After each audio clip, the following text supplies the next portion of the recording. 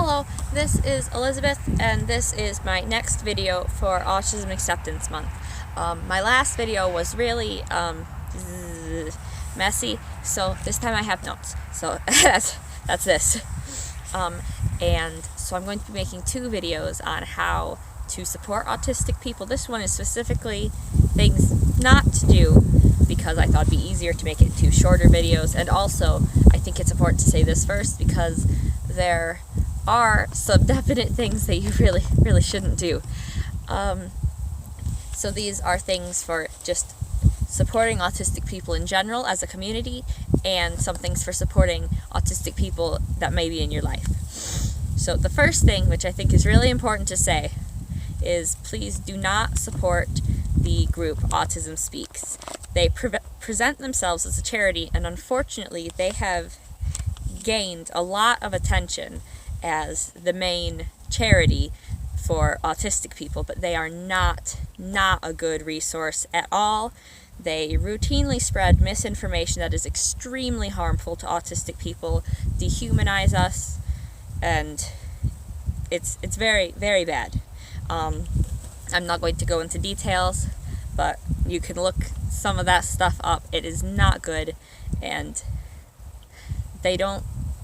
it's all run by neurotypical people. There aren't any autistic people on board. It's not a good organization to support or to listen to for information.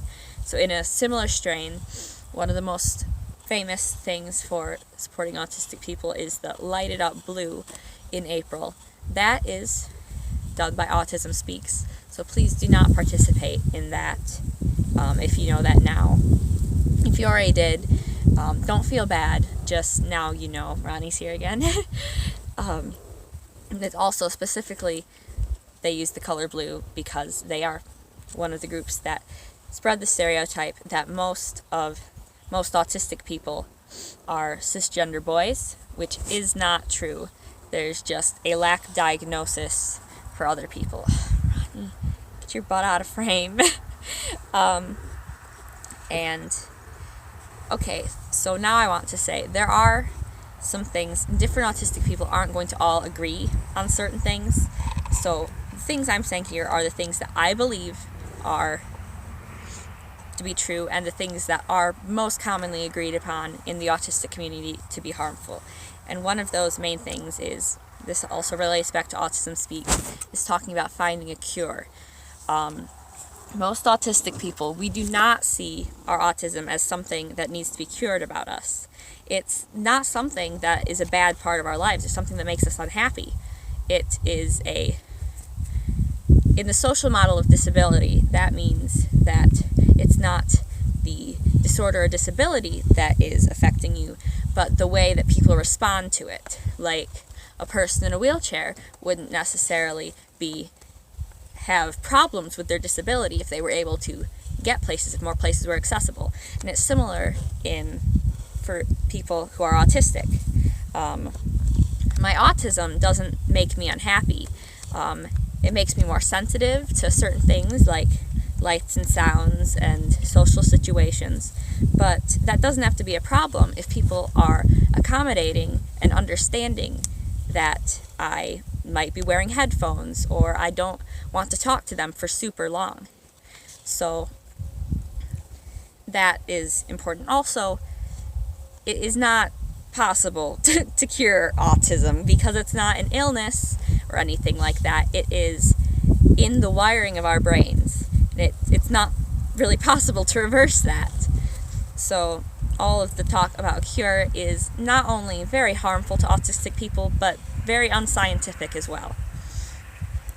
Also, when you're referring to autistic people, there's a lot of talk online, mostly from neurotypical parents of autistic children, that you should say people with autism and stuff like that. The thing is, for most of us, that doesn't really actually matter because we understand they have the same definition, but it is generally still preferred to say autistic people because the with autism is kind of silly because, again, it doesn't make sense. Something that can be changed about us, that's just an add-on and not part of who we are. And again, with language, The terms high functioning and low functioning are very harmful, and the majority, although not all, autistic people do reject those because they do not properly reflect our needs and things. Someone can be considered high functioning because they can talk and they can write really well and they're good at science or something, but also low functioning because they have meltdowns every day and they need to wear certain types of clothes all the time. They stim really noticeably. So it's not an easy categorization. We all have different needs and different accommodations that are necessary, and different strengths and different weaknesses. So high functioning and low functioning language is generally disagreed upon in the autism community. And so unless someone specifically wants you to use those terms for them, I would recommend avoiding them. Another important thing is do not infantilize autistic people, even those who you consider to be low functioning or having really important, really big needs and are nonverbal and things. Because unless they are actually a child, autistic adults exist. And even if we have different needs, we are still adults and we are capable of many things. Even if we might seem childish to you, we are intelligent, we are capable of many different things. We are not all the same, and we are not children, except for, of course, autistic people who are children, because autistic children exist, obviously. That's another thing I didn't write in here, but please acknowledge that autistic adults exist too, because most of the research and therapies surrounding autism are directed towards children, and autistic adults don't have a lot of support. Okay, and these next things are specifically for autistic people that you might know in your life. Please do not force normal behavior, especially when it comes to things that aren't hurting the people around them. If someone has a problem with making eye contact, don't force them to look you or other people in the eyes when they're talking to them. It's completely unnecessary. You can communicate very well without doing that.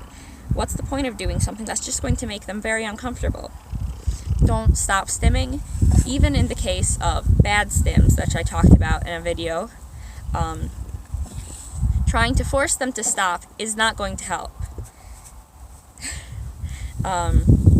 Stopping stimming is not good, especially because that's how we are regulating our emotions and sensory input. So trying to stop that is just going to make us more overwhelmed. So basically things like that, just because something seems silly to you doesn't mean it's a bad thing. Do not try to make an autistic person act neurotypical to make yourself or the people around you more comfortable. Unless that person is being harmful with their behavior, which is not that common, just let them be, please. And that's all I have for now. My next video is going to be about ways you can help and support the autistic people in your life and the autistic community as a whole. And a lot of this information overlaps, but I'm still doing it in 2 videos, so it's shorter. Thank you for watching. I hope that this was helpful. If you have any questions, ask me in the comments, but please don't ask or start debates about Autism Speaks. I don't have the energy for that. Please just look it up yourself. Goodbye. Thank you for watching. I'll see you in the next video pretty soon. Bye.